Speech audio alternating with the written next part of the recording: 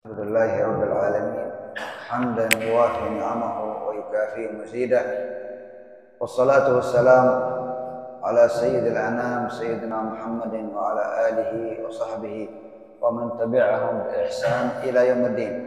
سبحانك لا علم لنا إلا ما علمتنا إنك أنت العليم الحكيم.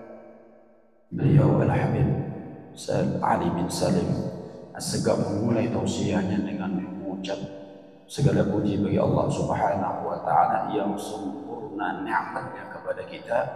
Kemudian beliau mengucapkan salawat dan salam teratur kepada baginda Rasulullah sallallahu alaihi wasallam, semulia makhluk, juga kepada keluarga, para sahabat, para tabi'in. Amma ba'du, assalamu alaikum warahmatullahi wabarakatuh. Waalaikumsalam warahmatullahi wabarakatuh. Bidayatan nashkur al-Habib Muhammad bin Ali bin Ahmad As-Segaf ala istidafatihi wa jami' ahli al-Montaj ala istidafatikum wa husn istiqbalikum wa karamikum. Alhamdulillah alladhi jama'ana wa iyyakum jama'atna wa iyyakum kalimat at-tauhid la ilaha illallah Muhammadan Rasulullah sallallahu alaihi wasallam.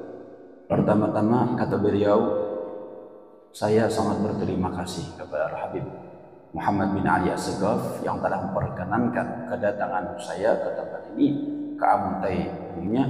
Juga marilah oleh karena demikian kita bersyukur kepada Allah Subhanahu wa taala atas limpahan taufiknya sehingga kita dapat berkumpul di pagi hari tempat yang mulia ini. Wa jama'ana Allah Subhanahu wa taala wa iyyakum fi makanin fi baitin min buyutillah Subhanahu wa taala. Allah Subhanahu wa taala memberikan taufik kepada kita dalam mengumpulkan dalam kalimat tauhid la ilaha illallah. Kemudian Allah Subhanahu wa taala mengumpulkan dalam tempat yang sangat mulia, yaitu masjid dari masjidnya Allah Subhanahu wa taala. Qad istama'na wa iyyakum li ada fariidatin min al-fara'id allati farada Allah Subhanahu wa taala alaina wa alaikum wa hiya salatul fajr. Allah Subhanahu wa taala mengumpulkan kita dalam tempat yang mulia ini untuk mengerjakan satu keperluan dari keperluan yang Allah taala tentukan perluan kepada kita, yaitu salat fajar. Qala Nabi sallallahu alaihi wasallam, "Man shalla al-fajr fi jama'atin fa ka'annama qama al-laila kullah." Baginda Rasulullah sallallahu alaihi wasallam pernah bersabda pada suatu hari, kata beliau, barang siapa yang salat subuh dalam keadaan berjamaah, maka orang tersebut seakan-akan salat malam seluruhnya. وفي الحديث الآخر يقول النبي صلى الله عليه وسلم بشر المشائين في الظلم إلى المساجد بالنور التام يوم القيامة. Dalam hadis lain, baginda Rasulullah sallallahu alaihi wasallam bersabda, berikanlah kabar gembira kepada orang yang berjalan di waktu gelap, yaitu berjalan menuju salat fajar, salat subuh ke masjid-masjid. Dengan apa kegembiraan tersebut? Dengan cahaya yang sempurna yang ia raih di hari kiamat nantinya. Wa ma dama al-muslim yataraddad ila bait min buyutillah subhanahu wa ta'ala li ada' al-fara'id fa kullu khutwatin yakhtuha min baytihi ila al-masjid hi hasanah wa tuktab lahu darajah wa turfa' lahu darajah wa tumha 'anhu sayyi'ah. Selama seorang hamba, seorang muslim melangkahkan kakinya dari rumahnya ke masjid, maka Allah Subhanahu wa taala akan mencatat setiap langkahnya, diangkat segala derajatnya, dihapus segala dosa-dosanya. والذي يعمر هذا الوقت المبارك الحمد لله جزا الله خير الحبيب محمد وجميعا جلوسكم في هذا الوقت ما بين صلاة الفجر إلى الإشراق هذا وقت مبارك. Kemudian Allah Ta'ala catat pula sebuah karunia dari Allah Subhanahu wa Ta'ala. Allah mengumpulkan kita di waktu-waktu yang sangat mulia, yaitu waktu setelah fajar, setelah salat subuh. Maka oleh karena demikian kita juga berterima kasih kepada Al-Habib Muhammad yang telah mengatur kita dalam acara di pagi hari ini. جاء في الحديث عن النبي صلى الله عليه وسلم قال من صلى الفجر في جماعته وجلس في مصلاه يذكر الله تعالى حتى تطلع الشمس ثم قام وصلى ركعتين كتب الله له عمرة تامة تامة تامة. وفي رواية حجة. Baginda Rasulullah sallallahu alaihi wasallam pernah bersabda, barang siapa yang salat subuh dalam keadaan berjamaah, kemudian dia berzikir sampai waktu isyraq, kemudian dia salat 2 rakaat, baginda Rasulullah mengatakan fadilah yang ia raih dengan pekerjaan tersebut seakan-akan dia mengerjakan umrah yang sempurna, yang sempurna, yang sempurna. Bahkan dalam riwayat lain kata baginda Rasulullah sallallahu alaihi wasallam sama seperti haji yang sempurna.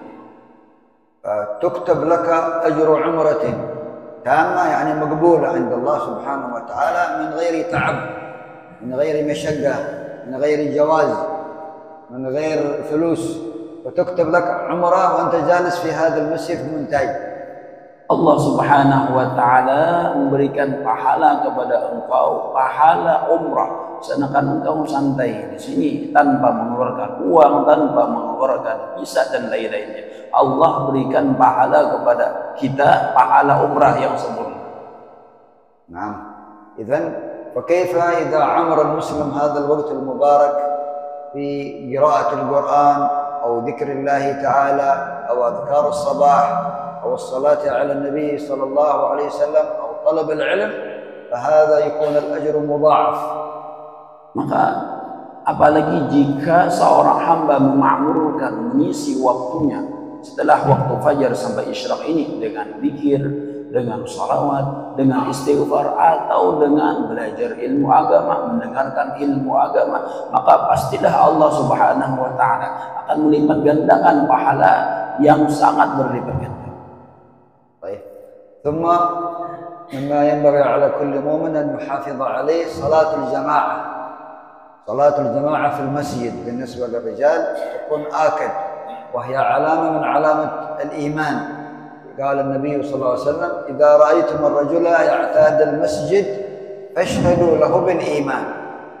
Selain dari itu, kita pun juga harus memperhatikan untuk keikutsertaan kita dalam salat berjamaah, terlebih utama kata beliau kepada para kaum laki-laki, karena ada sebuah hadis baginda Rasulullah sallallahu alaihi wasallam bersabda, apabila kalian melihat seorang laki-laki yang selalu dalam keadaan berjamaah, selalu dalam keadaan masjid, artinya selalu mengerjakan salat berjamaah, maka saksikanlah kata baginda Rasulullah laki-laki tersebut dari orang-orang beriman. جاء في الحديث عن النبي صلى الله عليه وسلم قال صلاة الجماعة تفضل عن صلاة المنفرد ب27 درجة، وفي رواية 25 درجة. Dalam sebuah hadis baginda Rasulullah sallallahu alaihi wasallam menyebutkan tentang keutamaan salat dalam keadaan berjamaah, yaitu dilipat gandakan dengan 27 derajat daripada salat sendirian. Riwayat lain ada mengatakan yaitu 25 derajat. هذا بالنسبة لصلاة الجماعة، وأقل الجماعة إماما ومأموم. Ini adalah nisbah kepada salat berjamaah, dan sepaling sedikit mendirikan salat berjamaah yaitu imam dan makmum, 2 orang. أنت كما حرصت على صلاة الجماعة في المسجد فاحرص أن يأتي بأولادك الصغار ويعتادون المسجد ويتعلمون الذهاب إلى المسجد ويحبون المسجد. Oleh karena demikian itu pula kalau kita, kata beliau, engkau atau kita semua suka untuk salat berjamaah di masjid, maka seyogianya sepantasnya kita untuk mengajak anak-anak kita, orang yang di sekitar kita, agar mereka pun salat berjamaah di masjid, menanamkan kecintaan berjamaah kepada hati mereka. كذلك مما ذكر العلماء أنه إذا أراد شخص أن يصلي 25 صلاة منفردا وشخص آخر يصلي مع الآخر إمام ومأموم، أيهما أفضل؟ هذا يصلي 25 صلاة منفردا وهذا يصلي جماعة 2 أو 3 أو أكثر، أيهما أفضل؟ الذي يصلي 25 صلاة أم الذي يصلي جماعة؟ الذي يصلي جماعة ولو كان 2 أفضل من أن يصلي منفردا 25 صلاة. Para ulama memberikan contoh dan pemahaman kepada kita. Ada 2 orang laki-laki. Yang pertama dia salat sendirian sebanyak 25 kali. Yang satunya lagi dia salat dalam keadaan berjamaah. manakah kata beliau lebih afdal, yang salat 25 kali atau yang 1 kali saja cuma dalam keadaan berjamaah? Para ulama menjelaskan bahwa yang lebih afdal adalah salat sendiri, yang dalam keadaan berjamaah yang 1 kali ini jauh lebih afdal daripada yang salat 25 kali tadi. ثم إذا خرج الرجل إلى المسجد ينبغي عليه أن يوقظ أولاده وينبههم ويحثهم على صلاة الجماعة بالنسبة للنساء في البيت. وإذا كان في البيت لم يكن أحد من النساء يصلي معهم إماما، فإذا صلى الرجل في البيت يعود إلى البيت مرة ثانية ويصلي بهم جماعة. Kemudian selain dari itu kita pun pula harus memberikan pemahaman arahan kepada istri-istri kita, anak-anak kita agar mereka salat berjamaah. Yaitu paling tidak kata beliau kita membangunkan mereka. Apabila istri kita, keluarga kita, mereka tidak bisa untuk hadir berjamaah ke masjid atau ke langgar-langgar, maka selebihnya lah kepada kita setelah kita salat di langgar berjamaah, kita pulang ke rumah kemudian salat bersama mereka. أو العكس يصلي في البيت ثم يصلي مرة أخرى في المسجid. Atau kata beliau sebaliknya, kita terlebih dahulu salat berjamaah dengan mereka di rumah, kemudian kita pergi ke masjid untuk salat berjamaah bersama masyarakat. ومن اللطائف ومن الطرائف أن في إحدى القرى أن رجل قال لأهل القرية الذي يصلي جماعة صلي الفجر جماعة في المسجد وفي الصف الأول ويحضر تكبيرة الإمام مع الإمام يعطيه دراهم. وضع إعلان في القرية دراجة دراجة إيش يعطي إيش؟ يعطي إجازة مبلغا ما. Pernah kata beliau ada sebuah cerita yang sebuah motivasi yang lucu aneh kata beliau. Pernah pada suatu hari di kampung ada seorang yang mengumumkan kepada masyarakatnya, ayo jamaah, barang siapa yang sholat berjamaah di saf pertama, kemudian dia takbiratul ihram, setelah takbirnya imam, maka dia akan diberikan sebuah penghargaan, diberikan sebuah hadiah dan sebuah uang yang membelakang. فإذا بأهل القرية صغارهم وكبارهم ورجالهم ونساءهم يحبون إلى المسجد ليدركوا الركعة الأولى مع الإمام وتكبيرة الإحرام وحصول على الجائزة. Kemudian setelah terdengar dikumandangkan kabar demikian, laki-laki, perempuan, tua dan muda semuanya mereka hadir ke masjid untuk mengharap mendapatkan faidah atau mendapatkan upah dari hal yang sesuatu yang telah dijanjikan laki-laki tersebut. هذه الجائزة الدنيوية، فكيف الجائزة الأخروية؟ Ini adalah hadiah berkaitan dengan duniawi. Namun hadiah yang kita akan raih, yang kita hasilkan adalah hadiah akhirat. Masya Allah. ثم مما ينبغي لكم ونحن كملنا شهر ربيع الأول المبارك وحضرتم كثير من المجالس والموالد والمجامع المباركة، ما هي ثمرة هذه المجالس؟ وما هو أثر هذه المجالس؟ وما هي نتائج الصلاة على النبي صلى الله عليه وسلم فينا؟ Kemudian kata beliau, kita di sini sudah selesai bulan Rabiul Awal. Di bulan Rabiul Awal, bulan Maulid, banyak kita hadiri maulid, salat kepada Rasulullah, tausiah dari para masyayikh, juga dari para habaib. Kemudian apa yang telah kita ambil faidah dari hal demikian? Apa yang telah kita ambil motivasi dari hal demikian? من ثمرة ربيع الأول كما يقول الحبيب علي بن محمد الحبشي صاحب الصمت الدرر، في آخر ربيع أول تحيا الجدوب، يعني القلوب تتنور، القلوب تتبصر، القلوب تحيا بذكر الله وبالصلاة على رسول الله وتزداد المحبة لله ولرسوله صلى الله عليه وسلم. Al-Habib Ali Al-Habsyi mengarang kitab Simtud Durar Maulid Al-Habsyi yang kita kenal di kampung kita ini. Kata beliau, dengan Rabiul Awal itu hati seorang hamba akan dihidupkan oleh Allah Subhanahu wa Ta'ala. Masya Allah. وهكذا الصالحون تظهر عليهم ثمرة هذه المجالس والمجامع. ومن أعظم الثمرات المتابعة للنبي صلى الله عليه وسلم الأقوال والأفعال، كما قال الله تعالى: ولكم في رسول الله أسوة حسنة. لقد كان لكم في رسول الله أسوة حسنة. Orang-orang saleh terdahulu nampak kepada diri-diri mereka pengikutan mereka kepada baginda Rasulullah atau buah yang mereka petik dari hari-hari yang mereka lalui di Rabiul Awal. Yang paling besar kata beliau dari buah dan faidah yang diambil oleh mereka dengan berlalunya bulan Rabiul Awal yaitu pengikutan mereka menghidupkan sunnah-sunnah baginda Rasulullah sallallahu alaihi wasallam yang telah dijelaskan oleh Allah Subhanahu wa taala dalam Al-Qur'an. Sungguh bagi kalian baginda Rasulullah sallallahu alaihi wasallam memiliki suri tauladan yang sangat baik, akhlak dan budi pekerti yang sangat baik.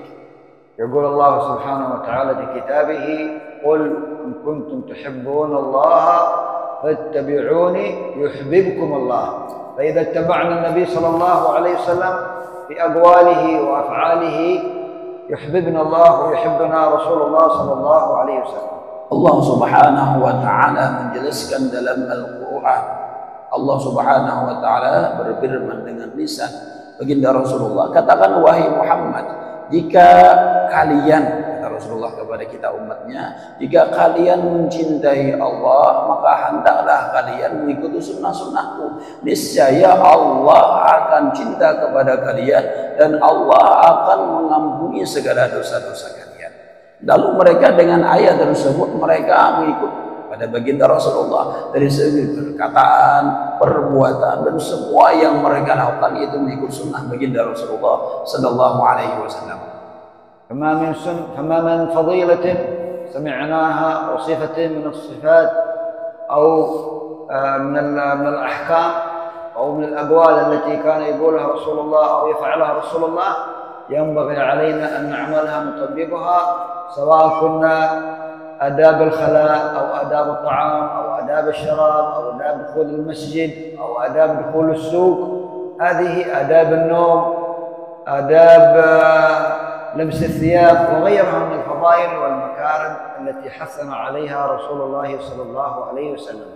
Maka sepantasnya lah kepada kita setelah kita mendengar adab-adab yang diberikan arahan oleh baginda Rasulullah setelah Rabiul Awal, maka hendaklah kita mengerjakannya. Kata beliau, adab masuk masjid, adab keluar masjid, adab berpakaian, adab makan, adab masuk WC, adab masuk ke dalam pasar. Maka hendaklah kepada kita untuk mengerjakan adab-adab atau arahan yang diberikan oleh baginda Rasulullah sallallahu alaihi wasallam kepada kita semua.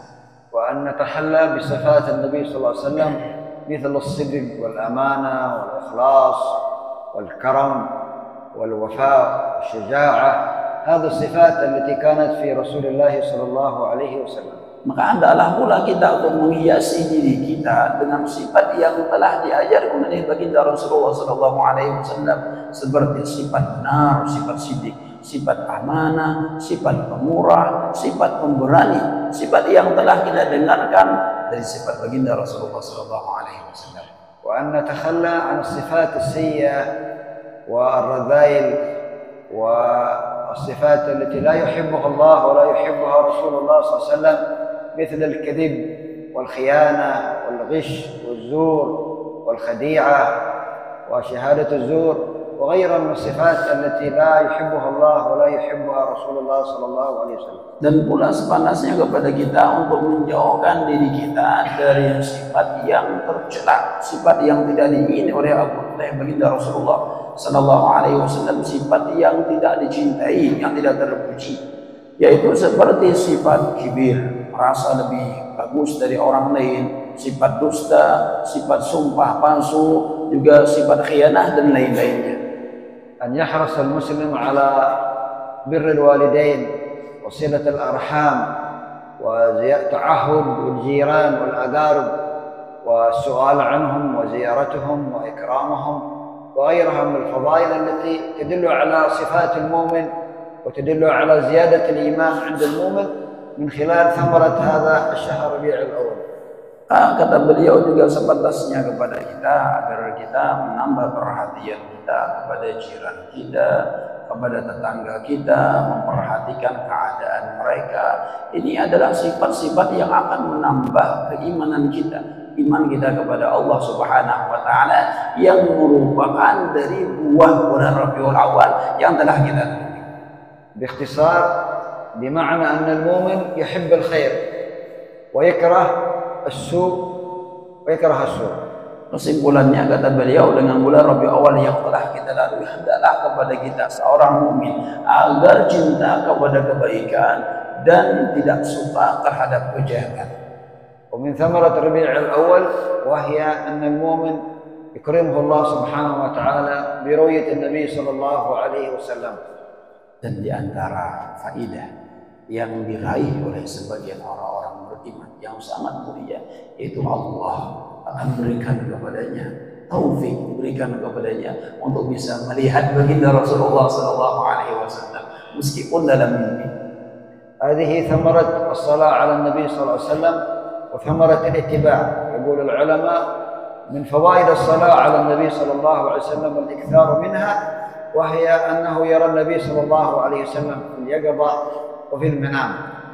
Dan ini kata beliau, melihat baginda Rasulullah sallallahu alaihi wasallam merupakan asar kesan dari perbanyaknya tadi memperbanyak seorang hamba bersalawat kepada Rasulullah dan mengikuti sunnah-sunnah beliau, maka Allah akan berikan sebuah kemuliaan kepada orang tersebut melihat dengan baginda Rasulullah sallallahu alaihi wasallam secara alam jagat raya, secara alam jagat ataupun secara mimpi.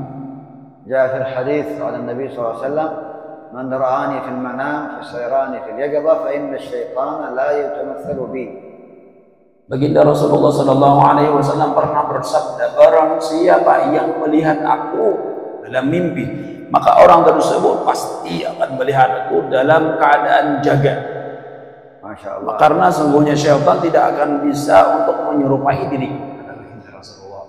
Allah yarzuqna insyaallah ru'yatahu insyaallah في المنام وفي اليقظة حتى نكون حتى تنغرس في قلوبنا محبته واتباعه صلى الله عليه وسلم، وأن يرزقنا كمال المتابعة لنبينا محمد صلى الله عليه وسلم وعلى آله. وكذلك مما ينبغي أن يتحلى به المؤمن ويعمل به من الآداب، وأنتم المسجد هذا قريب السوق، والسوق هذا يقول العلماء ينبغي للإنسان أن لا يكثر الخروج إلى السوق إلا لحاجته. Kata beliau, kemudian suatu sifat yang sepantasnya adalah kita menghiasi diri kita untuk bersifat terpuji tersebut, yaitu sebagaimana arahan dari para ulama agar kita melaksanakan adab ketika masuk ke dalam pasar.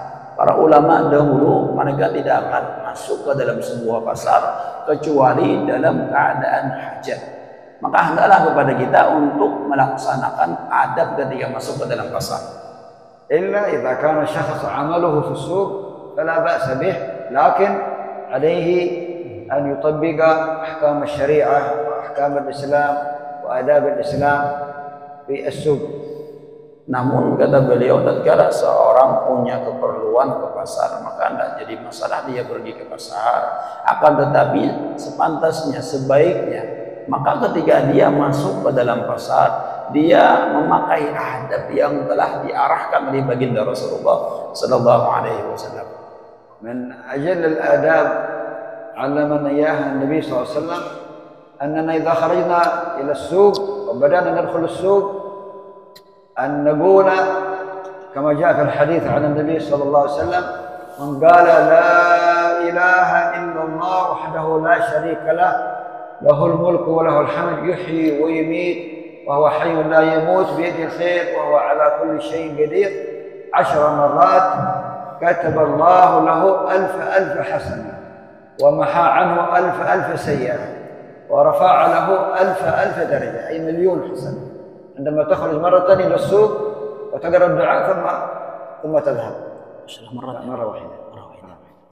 Baginda Rasulullah sallallahu alaihi wasallam memberikan arahan kepada kita sebuah amalan yang sangat luar biasa faidahnya, yaitu kata beliau, barang siapa yang masuk ke dalam pasar kemudian dia baca la ilaha illallah wahdahu la syarikalah lahul mulku wa lahul hamdu wa huwa hayyun Jadi dibelain sedikit pada amalannya imbah kita baca imbah yang semua ini wa huwa hayyun la yamutu bi yadil khair wa huwa ala kulli syai'in. Satu kali saja, satu kali kata beliau, maka Allah Subhanahu wa taala akan menghapus 1 juta kejahatan.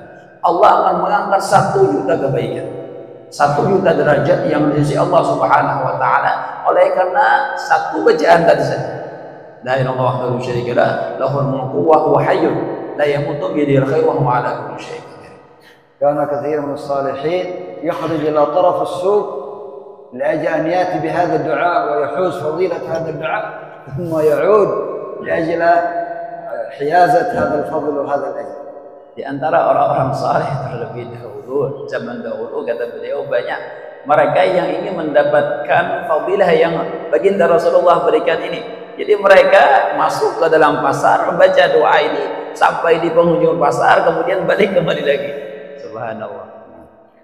ويذكرون هذا العلم أن هناك رجلان من حضرموت، عندنا في حضرموت عالمان كبيران لا يعرفان السوق، لا يعرفان السوق نهائيا، لا يخرجون إلى السوق إلا في محل في طرف البلد يشترون حاجاتهم فقط، لكن لا يخرجون أمام السوق. قال يقول لواحد منكم لماذا؟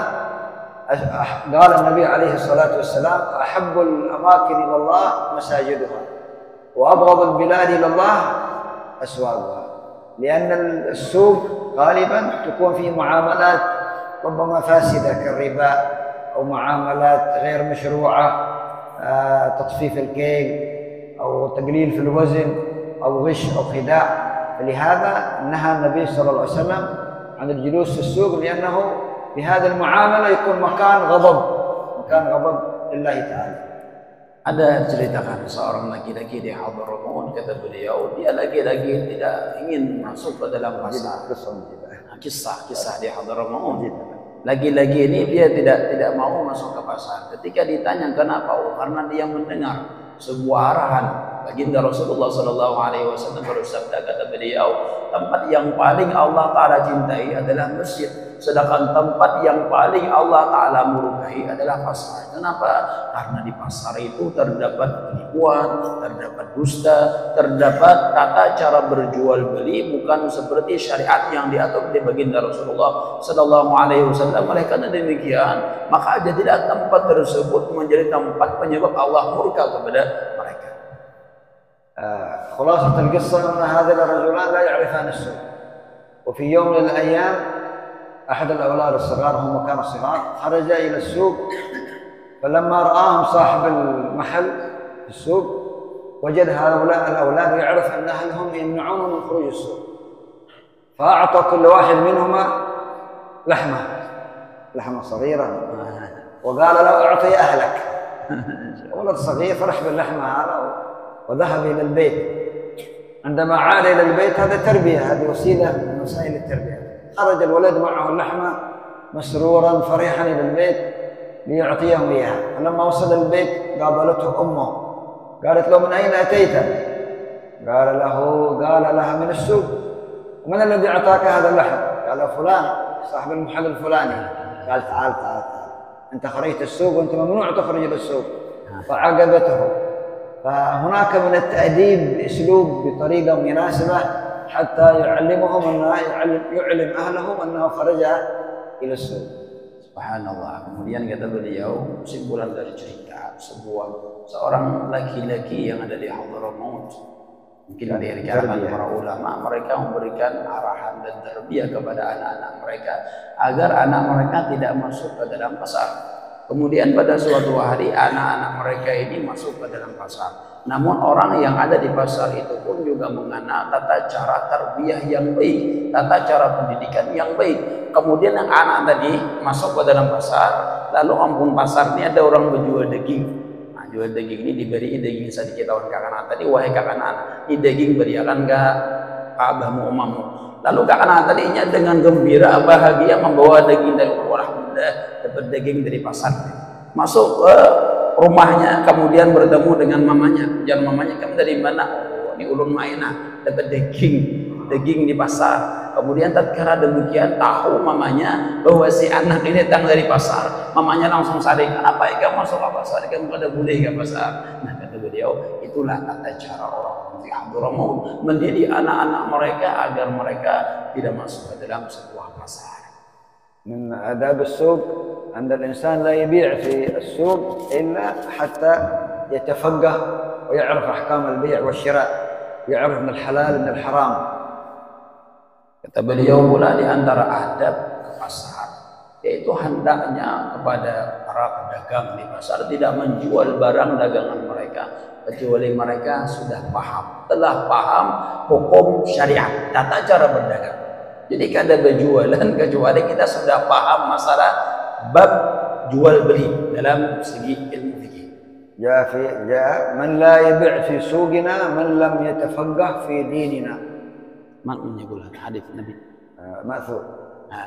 Dalam sebuah perkataan, mungkin dalam kalangan dari perkataan para sahabat atau perkataan Nabi, kata perkataan tersebut, barang siapa yang tidak paham dengan agama masalah jual beli, maka tidak sepantasnya dia untuk berdagang di pasar kami. Barakallahu fiik. ومن آداب السوق كذلك أن لا يكون هناك اختلاط رجال مع نساء. ينبغي يكون سوق خاص للنساء وسوق خاص للرجال.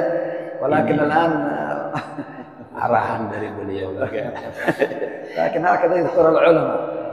Kata beliau, ini bukan dari beliau, ini dari para ulama menyebutkan adab kita masuk ke dalam pasar. Bahwa pasar itu jarsidin jangan bercampur antara laki non binian, laki bini kayak ditarim sana. Cuma ini ngalih panggil sidin. أيوة أن يكون في سوق خاص للنساء وسوق خاص للرجال. ولا بأس أن يدخل الرجل مع زوجته أو محرمه بغرض ما، لا بأس ليقضي حاجته فقط ويخرج. Jadi ujar sidin nih, pasar itu alangkah bagusnya punya ada dipisah lelaki bebini, lelaki khusus pasar lelakian kayak ditarim, kemudian bebini khusus kesen bebini. Tapi kada jadi masalah, jadi sidin punya ada dua laki bini masuk ke dalam pasar laki-laki atau masuk dalam pasar bebini untuk menunaikan hajat mereka. من الآداب كذلك لا يطول المكث في السوق من غير حاجة. Kata beliau di antara adab kita ke pasar itu jangan terlalu lawas di pasar, jangan terlalu lama di sini. Aduh, belum nak, sedikit lagi. Kamu menit lagi, bagi دقيقتين. هذه أهم الآداب وأبرز الآداب. يقول العلماء من حافظ وعمل بآداب دخول الخلاء فقط، آداب دخول الحمام رزقكم الله، من حافظ على الآداب والسنن النبوية عند دخول الخلاء أظهر الله النور على وجهه. Dan adab dari arahan para ulama, dari arahan baginda Rasulullah Sallallahu Alaihi Wasallam, yaitu adab masuk keluar dari WC. Ujar para ulama, barang siapa yang menunaikan, melaksanakan adab masuk keluar WC, subhanallah, adab keluar WC, maka Allah akan nampakkan kepada mereka cahaya yang luar biasa di muka atau di wajah mereka. Ini cuma adab masuk keluar WC.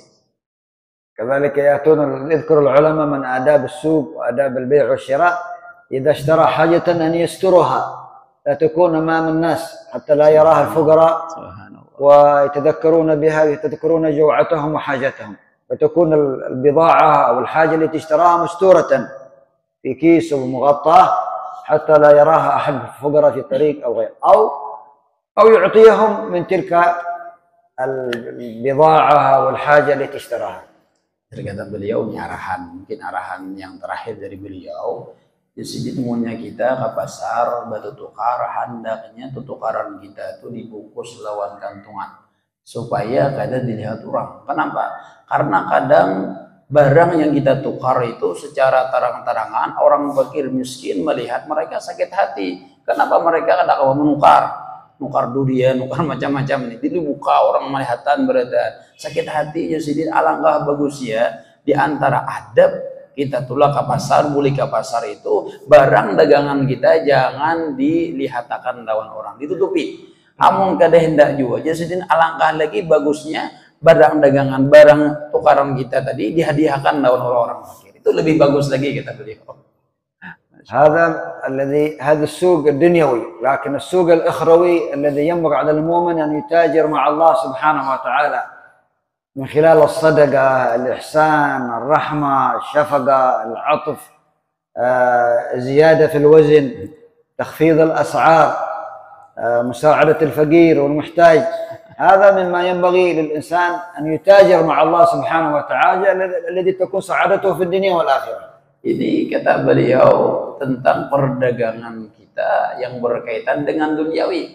Namun ada perdagangan kita berkaitan dengan ukhrawi, dengan akhirat, dengan Allah Subhanahu wa taala. Contohnya kata beliau, kita berjual dengan menambahkan barang dagangan, menawari. Atau kita itu jangan tahu larang berjualan pula. Selain dari itu pula kita itu bersedekah, memberikan infak kepada fakir miskin dan lain-lainnya. Itu adalah tijarah, perdagangan kita antara kita dengan Allah Subhanahu wa taala.